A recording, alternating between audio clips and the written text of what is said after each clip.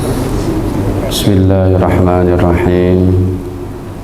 Assalamualaikum warahmatullahi wabarakatuh.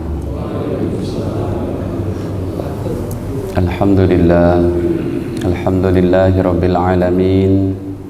Wabihi nasta'inu ala umuri dunya waddin.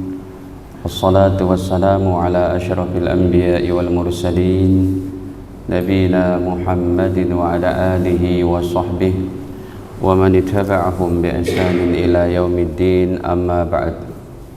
Qala Allah ta'ala fil Qur'anil Karim, ya ayyuhalladzina amanu taqullaha haqqa tuqatih wa la tamutunna illa wa antum muslimun. Alhamdulillah, para hadirin kaum muslimin muslimat yang dirahmati Allah Ta'ala. Sebelumnya marilah senantiasa kita memanjatkan puji syukur hanya kepada Allah atas segala limpahan nikmatnya kepada kita, terutama sekali nikmat iman, Islam, serta sehat afiat. Nikmat masih diberikannya kita kesempatan oleh Allah untuk mengawali hari kita dengan perkara-perkara yang diridhoi oleh Allah Subhanahu wa Ta'ala. Semoga senantiasa Allah membimbing kita, Allah menjaga amal-amal kita, dan diberikan kita kenikmatan iman Islam yang sejatinya. Amin ya rabbal alamin. Hadirin, berinteraksi dengan Al-Quran banyak sekali keutamaannya yang Allah akan berikan kepada orang yang betul-betul menjalankannya. Al-Quran ini ya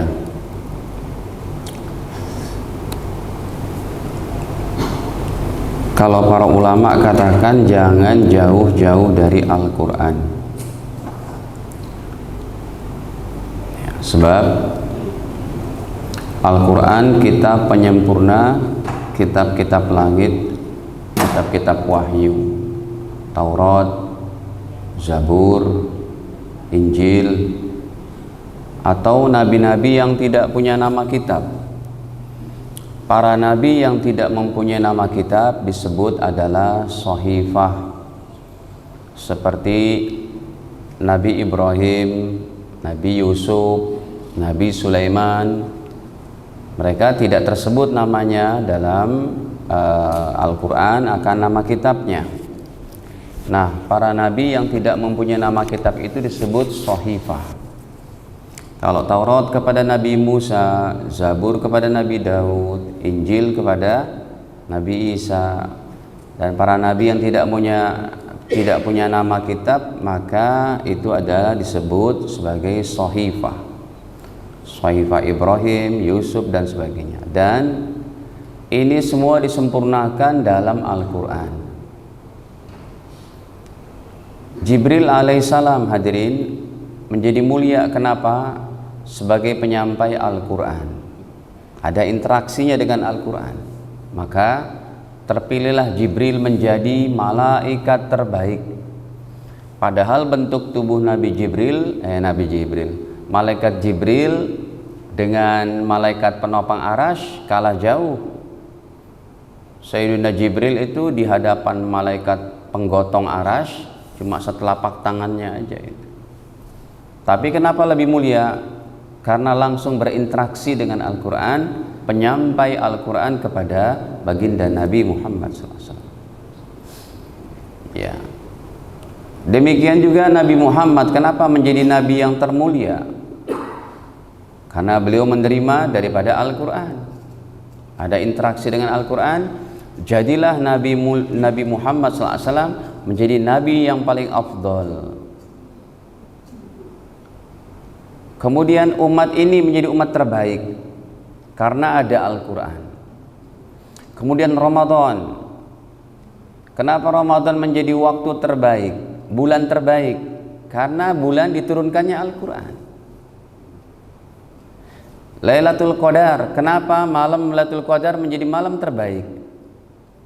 Karena itu adalah malam yang Allah Ta'ala turunkan Al-Quran sekaligus 30 juz dari Lauhil Mahfuz menuju Baitil Izzah di langit pertama. Jadi semua yang ada keterkaitan dengan Al-Quran jadi mulia. Sekarang kita begitu juga. Kalau kita ingin menjadi mulia, maka jangan jauh-jauh dari Al-Quran. Itu keywordnya dari ulama begitu ya. Mereka katakan bahwa jangan jauh-jauh dari Al-Quran. Ya. Hadirin,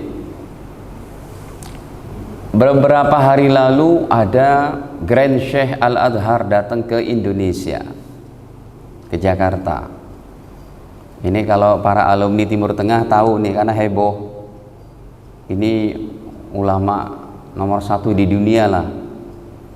Ya, datang ke UIN Syarif Hidayatullah di Ciputat, adakan pertemuan.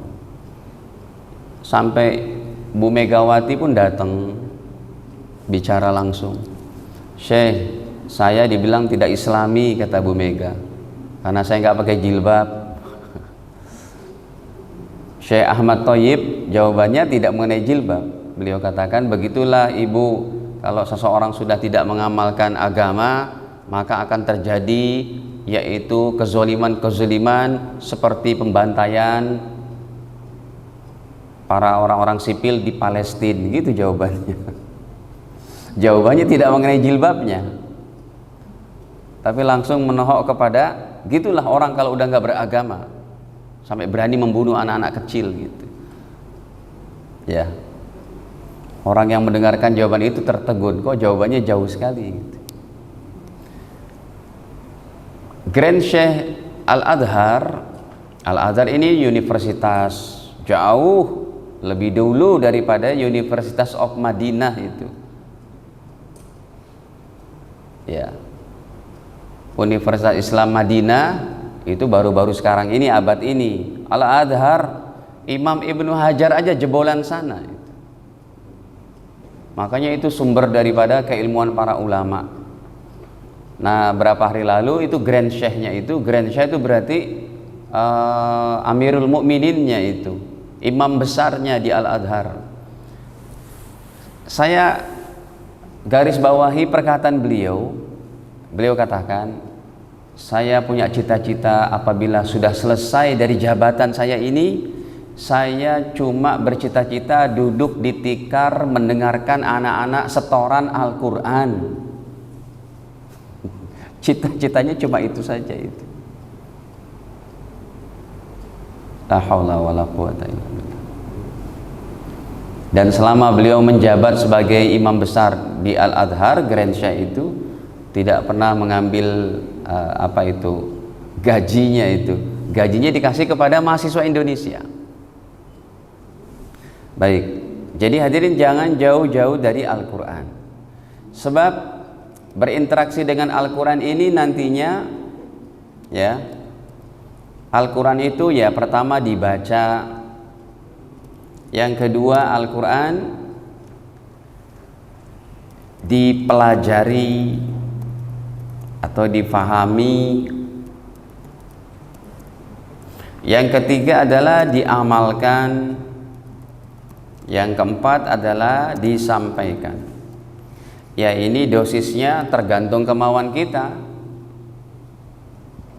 Karena untuk baca Quran sendiri berdasarkan hadis, apa ada ketentuan dari Nabi secara wajibnya? Kalau jadi wajib, kebanyakan umat Islam saya rasa berdosa itu. Karena Rasul bersabda dalam hadis riwayat Imam Bukhari, bacalah Al-Quran 1 hari 1 juz. Berarti yang nggak baca 1 juz berdosa?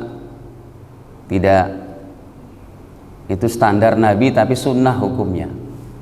Baik, hadirin, jadi Al-Quran itu ya, kalau yang pertama ini adalah dibaca, ya, standar hadis itu 1 juz 1 hari. Coba kita tampilkan hadisnya, ya. Ini dalam riwayat Al-Imam Bukhari rahimahullah, bahwa Nabi bersabda ketika beliau ini ada seorang anak muda sahabat nih yang masya Allah ya, tekun banget ibadahnya, puasanya puasa Nabi Daud nggak tinggal. Nomornya pada 1877, Sahih Bukhari hadisnya.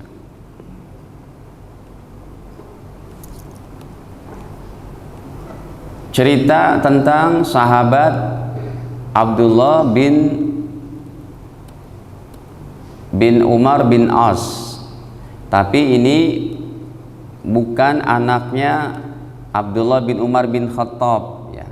Makanya dari zaman sahabat itu, dari zaman Imam Bukhari 1200 tahun yang lalu itu sudah disepakati kalau penulisan Umar selain Umar bin Khattab Amirul Mukminin, sahabat yang menempati kedudukan pemimpin umat Islam kedua setelah Sayyiduna Abu Bakar, maka penulisan Umarnya harus pakai wawu. Ini wawunya nggak ada arti apa-apa. Untuk menunjukkan apa? Untuk menunjukkan ini Umarnya bukan Umar bin Khattab. Ya. Kalau Umar bin Khattab tulisannya tidak pakai wawu. Jadi kan ada tuh nama sahabat Umar banyak. Nah, untuk menunjukkan Umarnya adalah Umar yang lain harus pakai wawu. Ada wawunya. Coba saya tampilkan yang nama Umar bin Khattab dulu nih.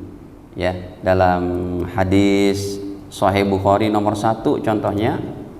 Ya.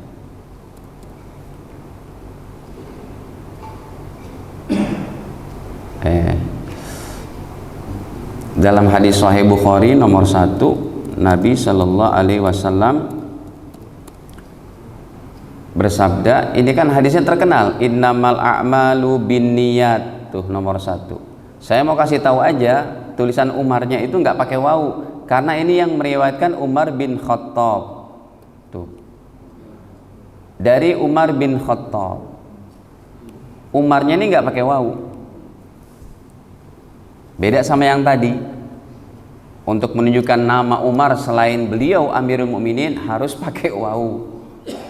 Ya, itu kesepakatan yang unik tuh, Pak. Dan itu kesepakatannya disepakati nggak pakai internet, nggak pakai telepon gitu.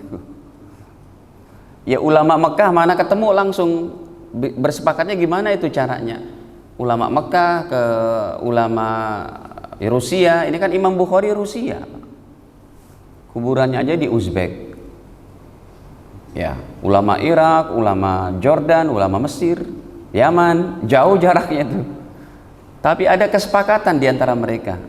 Saling bertemu, saling kasih tahu. Siapa yang berkunjung kasih tahu. Jadilah sekarang seperti itu. Baik, kita kembali kepada hadisnya. Nah, ini sahabat yang junior nih. Ya. Dari sahabat Abdullah bin Umar. Beliau anaknya Umar bin As. Siapa Umar bin As? Umar bin As itu adalah gubernur di, kalau bapaknya memang senior, beliaunya ini junior. Dari Nabi sallallahu alaihi wasallam, ya, Nabi menasehati ketika sahabat ini bertanya, "Ya Rasul, saya ingin dong diberikan amalan puasa." Ya. Kata Nabi, "Sum minasyahri salasata ayyam." Puasalah setiap hari paling tidak 3 hari. Qala, lalu beliau berkata, "Utiku aksar min dalik." Saya masih mampu ya Rasul. Jangan 3 hari, boleh ditambah enggak? Lalu Nabi menambahkan, "Ya nih puasa lagi, yaitu Senin Kemis." Saya masih mampu lagi ya Rasul. Rasul tambah lagi, ini puasa lagi bulan-bulan Muharram, bulan-bulan haram gitu ya. Nah, sampai Rasul bersabda, "Sum yauman wa aftir yauman." Puasalah kamu sehari dan sehari libur. Puasa Nabi Daud. Dan sahabat ini memang ya semangat ibadahnya bukan main, sampai beliau bertanya, "Baik ya Rasul, kalau begitu saya jalankan puasa Daud. Sekarang kalau bacaan Quran seperti apa?" Nih standar nabinya begini hadirin, kata Rasul, Iqra'il Qur'an fi kulli syahrin, bacalah Al-Quran setiap bulan khatam. Berarti satu hari satu juz. Ini kalau dipahami dengan tanpa membaca kitab para ulama, kan perintah ini, Iqra'il Qur'an, baca Al-Quran sehari satu juz, sebulan khatam. Berarti kita yang nggak baca satu juz berdosa? Tidak. Para ulama katakan ini perintahnya perintah anjuran. Betapa bagusnya kalau kita setiap hari baca satu juz, setiap bulan khatam. Nah, sampai beliau kurang puas juga nih sahabat mulia Abdullah bin Amr bin As. Beliau berkata, inni utiku aksar ya Rasul, saya masih mampu dong ya Rasul, kasih lagi lebih ketat lagi, jangan sebulan khatam. Sebulan bagi saya itu terlalu males. Sahabat ini. Maka Rasul bersabda terakhir, yaitu kata Rasul, fi salasin, silakan kalau begitu kamu khatamkan setiap 3 hari. Setiap 3 hari khatam, sehari 10 juz. Nggak ngantor kah beliau nih? Nggak ke toko kah? Nggak ke sawah ladang? Tetap beliau bekerja, tetapi berinteraksi dengan Al-Qur'annya bukan main. Sehari 10 juz. Ya, 3 hari khatam. Nah, kalau kita, makanya contohnya dari para ulama kita, bahwa paling tidak sehari kita baca minimal 1 lembar hadirin. Kalau kita baca 1 lembar berarti khatamnya itu 1 tahun. Ya, minimal lah 1 hari 1 lembar, dibaca terjemahannya. Kenapa? Karena orang terbaik itu kata Nabi adalah orang yang baca Al-Quran, belajar Quran, dan yang mengamalkannya. Itulah motivasi tadi itu yang saya ceritakan, Grand Syekh Al-Adhar, ya, yang beliau katakan kalau saya selesai jabatan ini adalah saya mau ngajar hafalan Quran saja, menerima setoran, mendirikan TPQ, Taman Pendidikan Quran di Mesir. Ya, beliau berkata, dari mana? Dari sini. Khairukum man ta'allamal Qur'an wa 'allamahu. Hadis Sahih Bukhari, Nabi bersabda, orang terbaik di antara kalian adalah yang belajar Al-Qur'an dan mengamalkannya. Itu. Nah, para jamaah yang dirahmati Allah,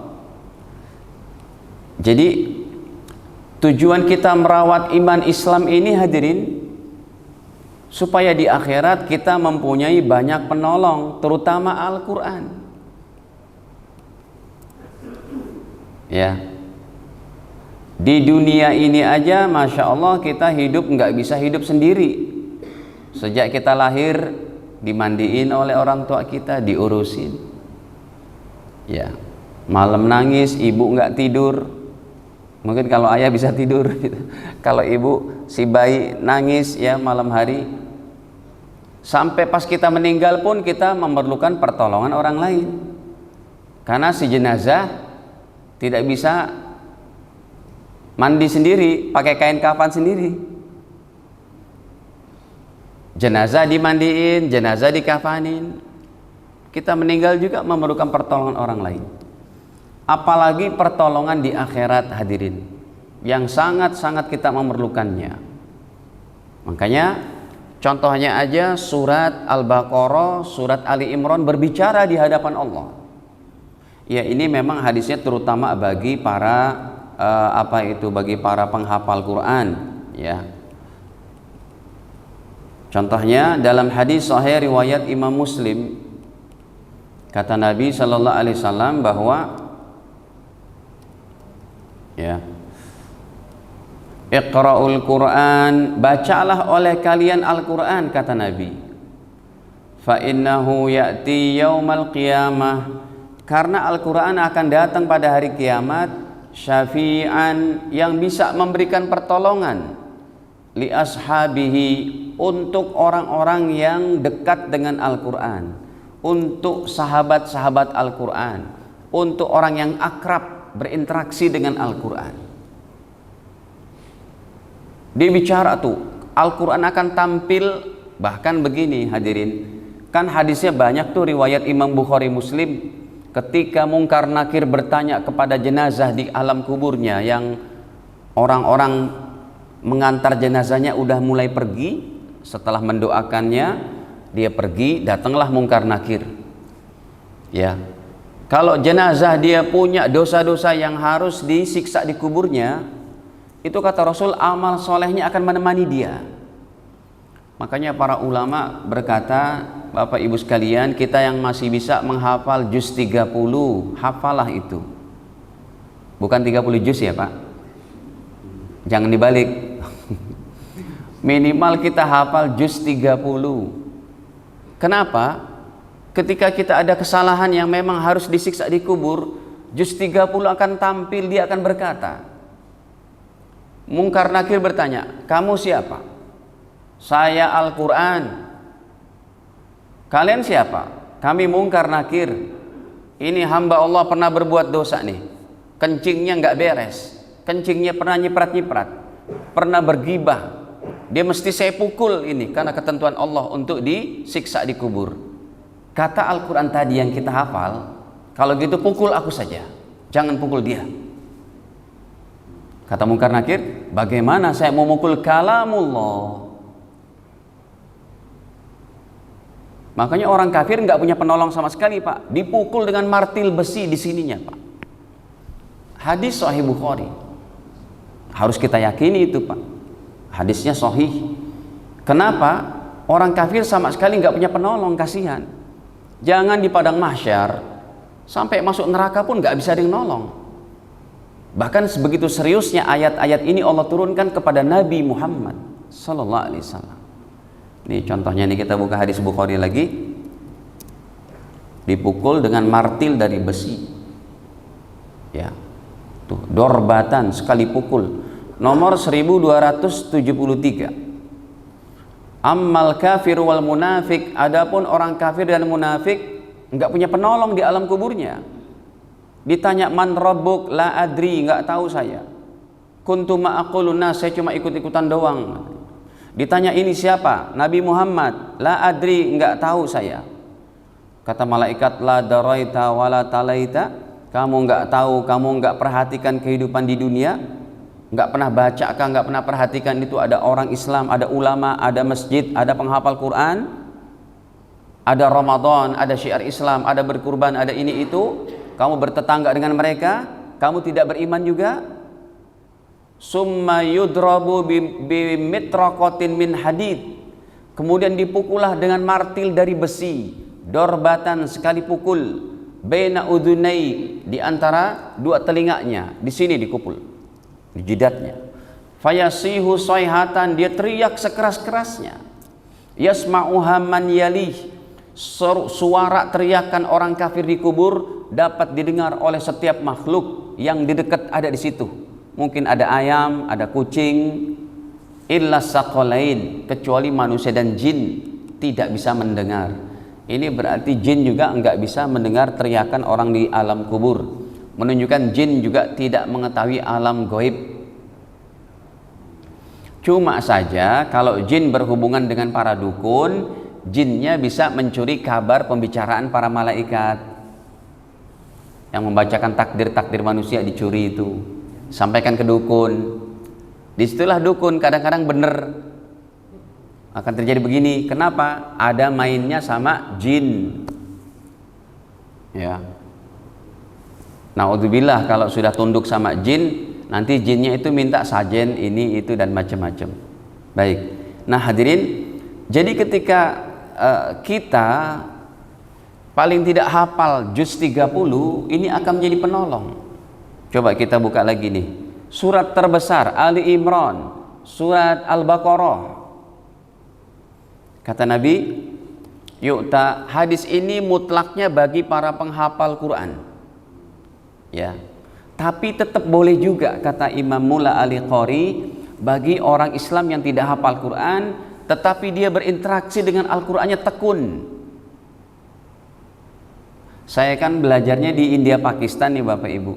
Menurut pengamatan saya, umat Islam terbanyak penghafal Quran tuh di India, Pakistan, Bangladesh. Setiap masjid mesti imamnya itu hafal Quran, muazzinnya hafal Quran, sama ada 10 orang di shop pertama itu penghafal Quran semua. Orang tua kami pernah ke London atau di daerah ketika sholat Jumatnya di daerah Shrewsbury. Ya. Lalu sudah ada pada duduk tuh di shop pertama. Di sini ada shop pertama, ada celah lagi. Orang tua kami berusaha sholat di shop pertama karena mau dengerin khutbah pakai bahasa Inggris. Dan kebanyakan di daerah London itu yang umat Islamnya urban dari India, Pakistan, Bangladesh. Dari Arab Timur Tengah ada Libanon, dari Libya, dari Jordan, tapi tidak sebanyak mereka. Makanya kan Perdana Menterinya orang Islam itu. Siapa sih namanya? Orang Islam itu, Pak. Ya, keturunan India. Baik. Nah, ketika orang tua kami mulai duduk, udah ada tuh yang duduk yang lain. Di shop kedua, shop ketiga juga. Lalu ada celah beliau masuk. Ada orang datang, dibilang, "Akhi, very sorry," katanya, "tolong you don't sit here because untuk the step first row ini di shop pertama, ya." Dan second row, third row katanya, yang pertama, kedua, tiga ini semuanya untuk yang duduk penghafal Quran. Bapak tolong di belakang dikit. Itu di London Pak, di Inggris. Jadi hadirin, ketika kita punya handphone pribadi, ya saya nggak bawa handphone saya. Mau nyontohin maksudnya. Ketika kita punya handphone pribadi, itu saya lihat di India Pakistan orang-orang tua kita tuh kalau ke masjid bawa Quran pribadi, dibungkus pakai sorban, dibungkus pakai kain yang rapi, diikat. Dan mereka adabnya Masya Allah. Jadi berangkat dari rumah bawa Al-Quran, Al-Qurannya pun dipegangnya begini Pak. Mana sih Al-Quran? Al-Quran dipegangnya, coba minta. Makasih Pak Ustadz. Jadi adabnya itu saya perhatikan warok dan apik banget. Al-Qurannya dibungkus, lalu ada ikatannya begitu. Pakai kain apa ya? Ya kayak apa sih kita sebut? Ya, dibungkus begitu. Nah, jadi ketika dia mau masuk masjid, saya perhatikan gitu. Karena saya lama di sana kan bergaul dengan mereka. Sampai saya di Gunung Himalaya, Pak. Alhamdulillah saya pernah sholat di atas 8.000 mdpl di dekat Gunung Nanga Parbat, Gunung Kitu sampai Mount Everest, salju semua itu. Saya pernah ke sana dalam rangka berdakwah. Di atas gunungnya itu komunitas cuma 50 kepala keluarga, masjidnya masjid kecil, hafal Quran. Akhirnya ini di kotanya ya Pak, saya tinggal di Karachi, kota besar. Orang tua tuh pada datang mau sholat, setengah jam udah datang ke masjid pegang Al-Quran. Jadi di bawahnya begini. Dari jauh saya lihat, saya udah duduk gitu ya. Ya karena di kampus kita kan masjidnya masjid besar. Dia datang, adabnya itu loh. Dia naik ke masjid, diambil sendalnya pakai tangan kiri. Kan bisa aja kalau orang tidak apik Pak, yang dipegang Al-Quran tangan apa? Ngambil sendalnya pakai tangan. Ini kalau begini kan keliru Pak. Sendalnya diambil pakai tangan kanan, Al-Quran pegang tangan kiri. Ini megangnya pun tidak begini Pak. Enggak pernah saya lihat ada orang di sana bawa Al-Quran begini.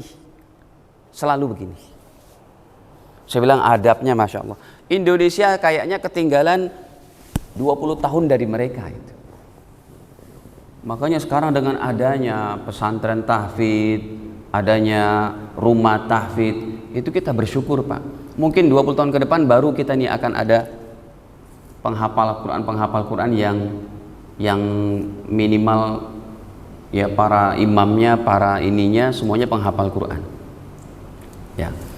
Nah, Setelah mereka masuk masjid, ditaruh di meja, kemudian atau ditaruh di apa begitu, dia sholat, baru dibuka dia baca. Punya Quran pribadi. Ya. Nah hadirin, jadi hadis ini memang mutlaknya untuk penghafal Quran, tapi bisa juga adalah bagi umat Islam yang senang berinteraksi dengan Al-Quran, tiap hari nggak tinggal dia baca. Makanya standar 1 juz sangat istimewa kalau ada Bapak Ibu sekalian yang istiqomah itu. Baik, yu'ta yaumal qiyamah, akan didatangkan pada hari kiamat bil Quran, dengan Quran, wa ahlihi, dan ahli Quran. Makanya saya katakan mutlaknya adalah kata para ulama, para penghafal Quran, tapi boleh untuk orang yang tiap hari berinteraksi dengan Al-Quran. Alladzina kanu ya'maluna bihi fid dunya, yang mereka mengamalkan Al-Quran di dunia ini. Taqdumuhu suratul Baqarah, yang diawali dengan surat Al-Baqarah, wa Ali Imran, dan Ali Imran, tuhajan. Surat Al-Baqarah dan Ali Imran berdua ini akan membela an sahibihima, kepada orang yang rajin membacanya, berinteraksi dengannya. Kalau ini berarti kan satu surat, bukan seluruh Al-Quran. Satu surat saja membela. Atau nggak usah ini deh, kepanjangan Pak, Tabarok deh.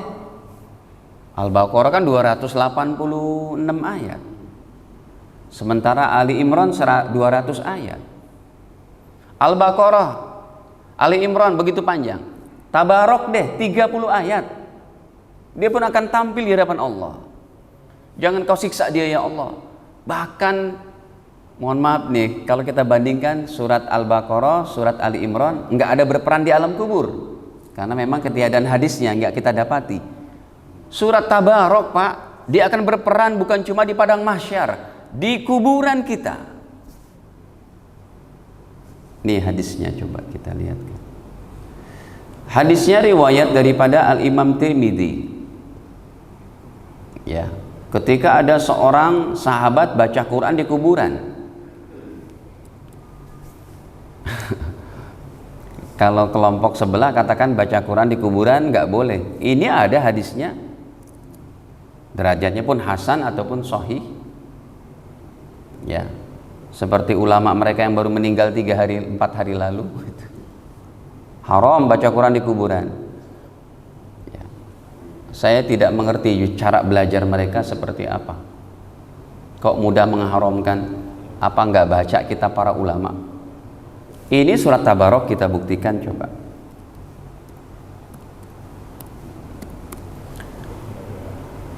Tuh, ya.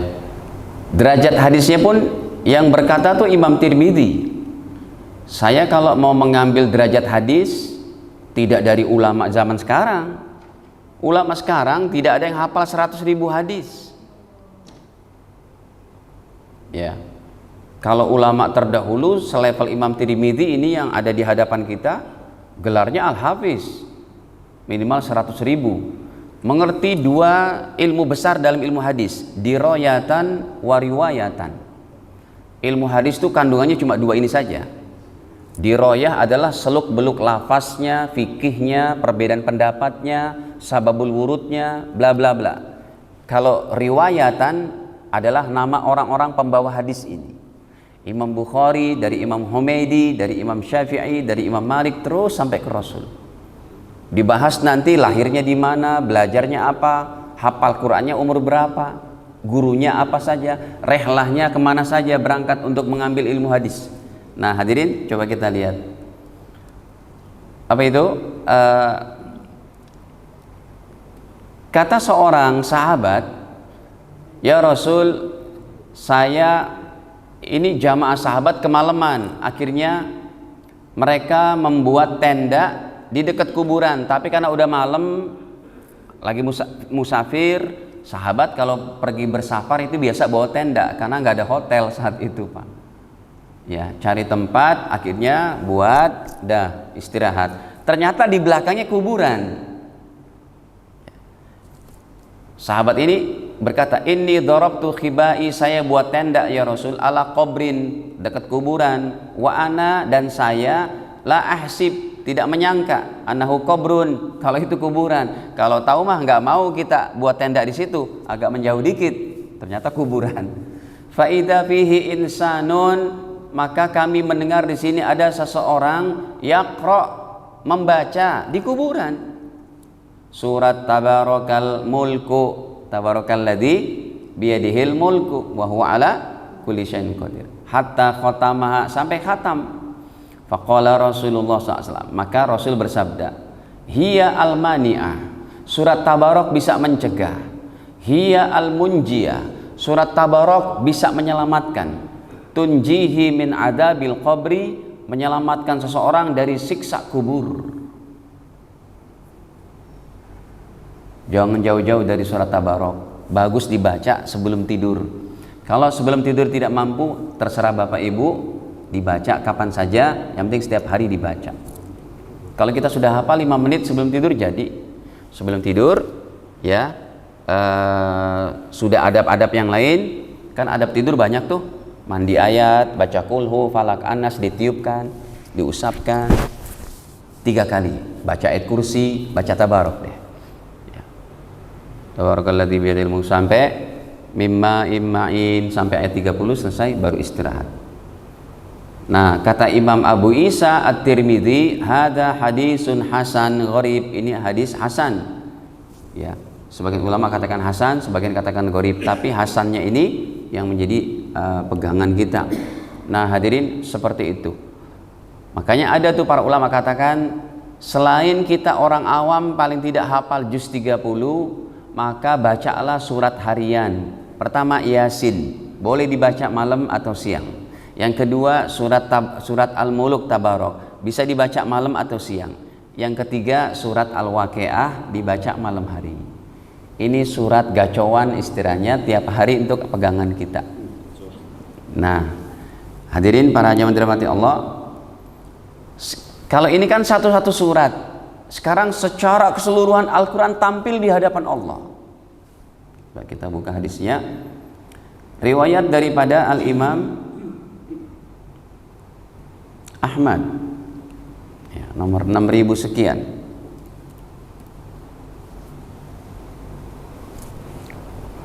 (6626). Kata baginda, asyamu wal Qur'an yashfa'an, puasa Ramadan dan Al-Quran yashfa'ani, bisa memberikan pertolongan lil abdi, kepada seorang hamba yang menjalankannya di dunia, yaumal qiyamah, pada hari kiamat nanti diberikan pertolongan. Yaqulu siyam, puasa berkata di hadapan Allah, ay Rabbi, ya Allah Tuhanku, mana'tuhut ta'am, saya mencegah dia makan, minum siang hari, wasyahawat, dan syahwat, bin nahar, pada siang hari. Padahal kalau tidak Ramadan halal dengan istrinya, tapi ini gara-gara aku ya Allah, dia tidak makan, tidak minum. Kata puasa Ramadan, fasyafi'ni fih, izinkan aku ya Allah untuk memberikan pertolongan kepada hamba-Mu ini. Yang kedua, wa yaqulul Qur'an, Quran tampil di hadapan Allah, mana'tuhun naum, saya mencegah dia dari tidur, billaili, malam hari, dia ulang lagi aku, dia baca aku lagi, siang hari pun dia pelajari aku. Kata Al-Quran, fasyafi'ni fih, izinkan aku ya Allah untuk menolong orang ini. Qala, Rasul bersabda, fayusyafa'an, maka Al-Quran bisa menolong orang seperti ini ya. Nah hadirin, makanya Al-Quran gak kayak hadis. Kalau anda baca hadis gitu, iseng-iseng baca hadis bahasa Arabnya gak ngerti, gak dapat pahala. Tapi Al-Quran kita baca sekalipun gak ngerti, tetap berpahala. Syaratnya cuma 2, tajwidnya benar, makhraj hurufnya benar. Ya, kadang makhraj huruf pun, mohon maaf nih Bapak Ibu, di Indonesia kita kalau baca huruf kha itu pakai ngorok, padahal huruf kha itu dibaca jangan kha, nggak pakai ngorok, jangan tapi kha, bukan Coba Bapak baca kha gimana biasanya? Pakai ngorok nggak? Ya kan? Khalidina, contoh ayatnya deh kita bawakan nih. Ya, dalam surat yang paling gampang deh, surat apa itu? Al-Bayyinah. Ya, ini. Innal ladzina kafaru min ahlil kitab. Enggak, ya betul. Innal ladzina kafaru min ahlil kitab wal musyrikina fi nari jahannam. Kha, bukan begitu. Ini imam-imam kita kadang juga bacanya kha gitu. Enggak pakai ngorok. Kalau disukunkan bukan begitu, tapi kha. Agak naik dikit. Kha, bukan kha. Ya, khalidin bukan begitu, tapi kha, bukan tapi dihilangkan tuh ngoroknya, harus dilatih. Jangan pakai mendengkur gitu ya. Atau contohnya yang paling gampang, kita dengar nih seseorang ya, makanya Bapak Ibu, saya sendiri sampai sekarang masih belajar ilmu tajwid sama ulama Mesir secara online. Kemarin pun datang Syekh Hisham ke Karawang, diadakan daurah 3 hari. Kita tidurnya di hotel, bayar sih 1.500.000. Nanti dapat. Sampai sekarang kalau ada pertemuan gitu kita masih belajar. Perbaiki lagi bacaan Fatihah. Saya baca Fatihah nih di hadapan Syekh. Ya. Bismillahirrahmanirrahim. Perasaan udah betul, khotok salah katanya. Ulang lagi. Sebilang salahnya di mana gitu ya. Jadi ada standarnya itu baca tajwid gitu. Nah, ini ada lagi nih, baru-baru saya ikut sholat berjamaah di satu masjid di sini di Kodam situ. Ya. Imamnya sholat maghrib baca kulhu, ya emang pantas lah. Sholat maghrib enaknya baca kulhu, nggak usah baca Al-Baqarah gitu. Ya. Tapi imamnya bacanya qul huwallahu ahad, Allahus samad, lam yalid. Kenapa kol-kolahnya begitu? Kol-kolah yang tidak ada tasdid belakangnya jangan ditekan. Kalau mau ditekan yang seperti ini. Contoh yang ditekan tuh. Tabbat yada abi lahabin wa tab. Nah, itu betul, wa tab. Tapi kalau kulhu jangan begitu. Biasa aja. Qul huwallahu ahad, Allahus samad, lam yalid. Nah, Bapak Ibu sekalian, makanya di sini ada guru-guru kita, imam-imam kita yang hafal Quran. Ayo kita belajar lagi. Saya kemarin ngajar di Masjid Pulau Mas, Pak. Orang tua kita udah ya kayak bapak-bapak lah, udah pensiun gitu, maaf. Sudah nyantai gitu, nggak ada kesibukan apa lagi. Mereka ternyata karena imamnya itu ada 4 orang penghafal Quran semua. Dibuat kegiatan apa? Itu yang udah nggak ada kerjaan bapak-bapaknya, tiap hari nyetor Al-Quran ke imamnya, dibuat waktunya. Sampai ada yang sudah hafal juz 30. Kemarin saling setor itu, orang-orang tua. Dibuat kegiatan di masjidnya. Di Masjid Pulau Mas, Babut Taubah. Itu termasuk masjid yang maju banget karena punya sekolah sampai SMA. SMA Islam Babut Taubah. Dari PAUD, TK, SD, SMP, SMA. Saya bilang Masya Allah. Cuma yang saya salut itu orang-orang tua yang sudah yang tinggal di sana, ya kan rumahnya kayak di sini juga gede-gede itu. Orang-orang sibuk tadinya setelah pensiun atau setelah tidak ada kesibukan, mereka menghafal Quran. Rata-rata udah 60 ke atas itu. Ya, semangatnya untuk menghafal juz 30 paling tidak. Demikian Bapak Ibu sekalian. Ya, sudah syuruk. Berapa menit lagi nih? Ada yang mau ditanyakan? Silakan. Ya. Ada dua. Ustaz, pertama, Al-Quran kan dalam bahasa Arab. Mayoritas kita kan tidak mengerti bahasa Arab. Jadi pada waktu kita membaca Al-Quran itu ya hanya bunyi aja gitu. Nah, hanya apa? Berbunyi. Bunyi. Iya, karena kita tidak tahu artinya. Apa bedanya dengan kenapa berpahala? Itu yang tidak beda dengan kita bernyanyi atau berdiri. Iya. Satu, yang kedua, kaitannya antara interaksi Quran dengan kehidupan sehari-hari. Yang Pak Ustadz sebutkan tadi, India, Pakistan, Bangladesh, itu interaksinya mungkin kuat dengan Al-Quran, tapi kenyataannya mereka bangsa yang terbelakang gitu. Sementara Korea, Jepang, Cina itu jauh dari Al-Quran, tapi mereka maju dan menguasai program. Baik. Begini, tidak tahu artinya kok dapat pahala. Ini dari hadis Nabi. Langsung. Contoh Pak, kemarin yang datang ke Indonesia Grand Sheikh Al-Adhar itu kan ulama hebatnya sedunia. Termasuk ini insya Allah bulan Agustus akan datang Habib Umar bin Hafiz, itu ulama hebat lagi sedunia. Kita tanya, Syekh, adakah riwayat Alif Lam Mim? Adakah riwayat dari Nabi artinya apa? Ain Sin Qaf, apakah artinya? Hamim, Yasin, Nun, Qaf, Alif Lam Ra. Apa artinya itu? Riwayat dari Nabi? Tidak ada. Ulama terhebat pun nggak punya riwayatnya. Berarti ngerti nggak artinya? Tidak ngerti. Nanti di akhirat boleh kita bertanya kepada Allah, apa arti Yasin? Ya-nya itu apa? Sinnya apa? Alif Lam Mim apa? Nggak ada ngerti itu, nggak ada riwayatnya. Tapi tetap Anda baca Alif Lam Mim nggak ngerti artinya, ulama nggak ngerti juga, dapat pahala 30. Satu hurufnya 10. Ini hadisnya riwayat Imam Tirmidzi.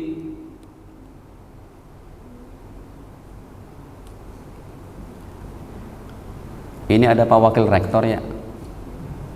Saya nggak perhatikan antum dari tadi. Ini calon rektor UNJ nih Pak, masih muda, lihat. Doktor, saya lupa namanya. Ya, Masya Allah masih muda sudah. Semoga kita doakan orang-orang soleh nih yang memegang peringkat-peringkat tertinggi ini. Ya Mas ya, terus semangat Mas, rebut aja itu UNJ Mas. Calon rektor ini Pak, mudah-mudahan. Senang kita kalau orang-orang soleh. Kemarin saya ditelepon sama penggantinya Sambo, Irjen Syahar. Masya Allah, punya pesantren, punya masjid besar. Wah ini keren lah kalau pejabat-pejabat tahajud nggak tinggal, puasa Senin Kemis. Dia telepon saya mau ngapain? Pak Ustadz siap-siap ya, insya Allah akhir bulan Juli umroh sama saya katanya. Saya bilang baru kenal udah ngajak umroh ini. Baik hadirin, ya ini gara-gara Pak Rektor ini. Sebentar, apa tadi hadisnya tentang apa? Man qara'a harfan. Ya.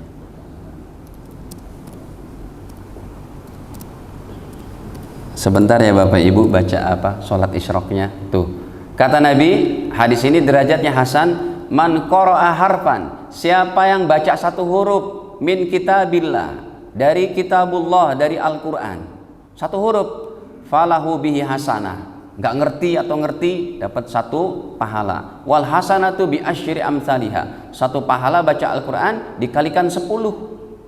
La aqul alif lam mim harfun. Saya tidak mengatakan alif lam mim satu huruf, tetapi alif satu huruf, ha lam satu huruf, mim satu huruf. Jadi setiap orang yang baca alif lam mim atau kita Bapak Ibu nggak ngerti bacaan, nggak ngerti arti Al-Qur'an, dzalikal kitabu la raiba bih, tetap satu hurufnya dibayar oleh Allah berapa?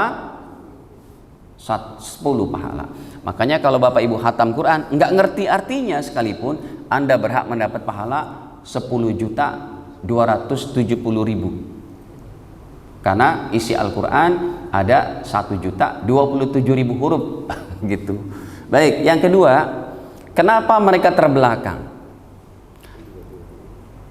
Saya tidak memandang keterbelakangan ini secara, yaitu tergantung aja sih Pak, karena kan India sendiri adalah bukan mayoritas Islam.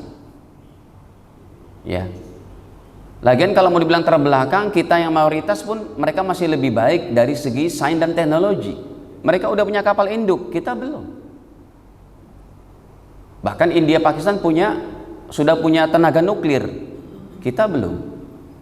Kalau kita memandang dari segi dunia seperti ini, ya plus minus aja sih Pak. Jepang, Korea non muslim tapi maju. Kita lihat itu. Sekarang negara paling maju siapa? Dengan income per kapita tertinggi? Qatar. Sebulannya itu satu warganya bisa mendapat 179 juta. Ya. Bahkan ketika Turki diembargo, yang bisa memberikan berapa euro pinjaman kepada Turki? Qatar. Dubai. Sering saya ke Dubai.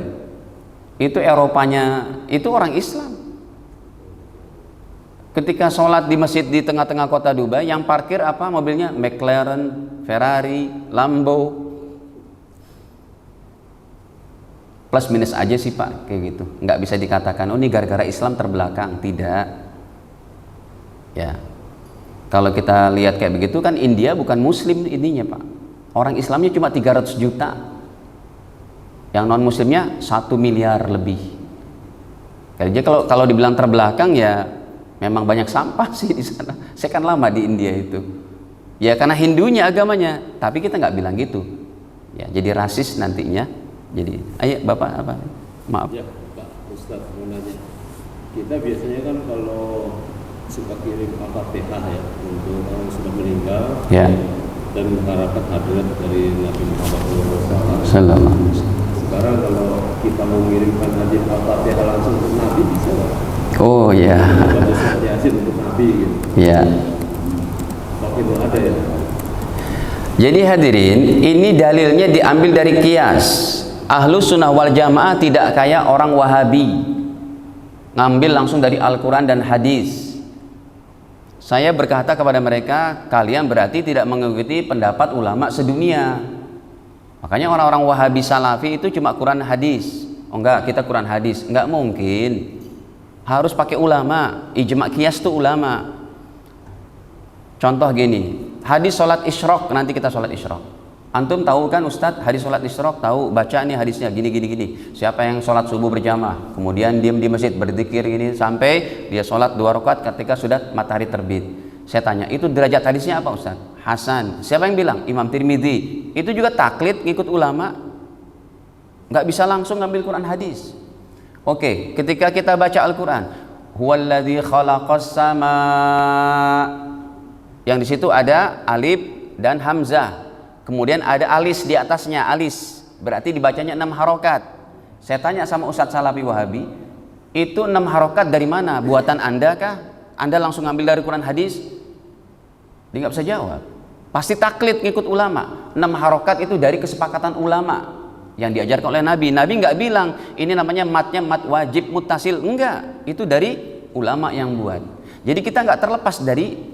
Makanya Ahlus Sunnah wal Jamaah menghukumi sesuatu dengan Al-Quran, kemudian yang kedua as-sunnah atau hadis, yang ketiga adalah ijma, yang keempat qiyas.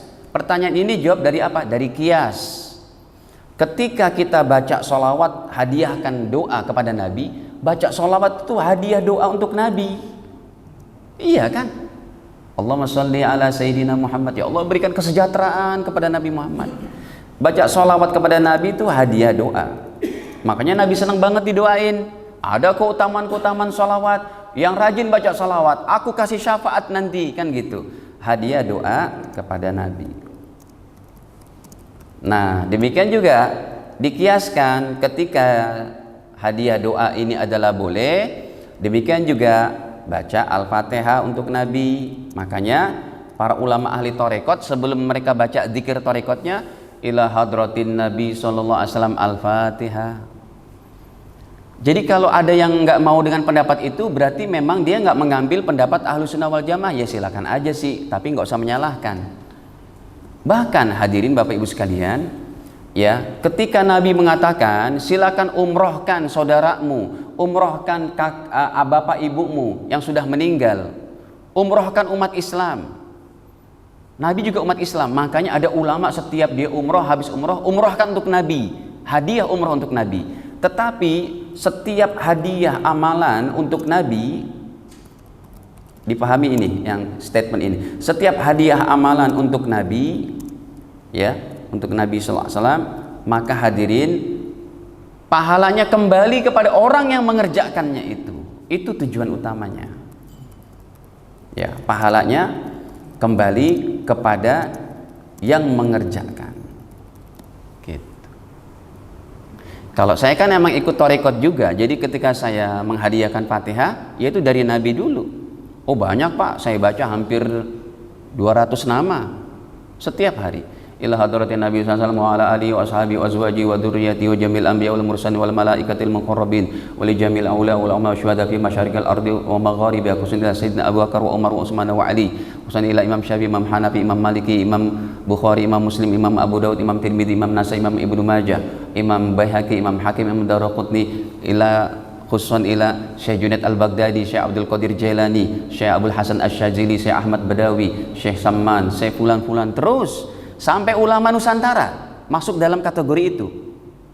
Siapa ulama Nusantara? Syekh Junaid Al-Batawi, ila hadrat Syekh Khalil Bangkalan, Imam Nawawi Bantani, Syekh Mbah Hashim Asy'ari, Kiai Haji Ahmad Dahlan, Mbah Mahfud Termasi dari Termas, Mbah Mangli dari Magelang, terus kita baca begitu.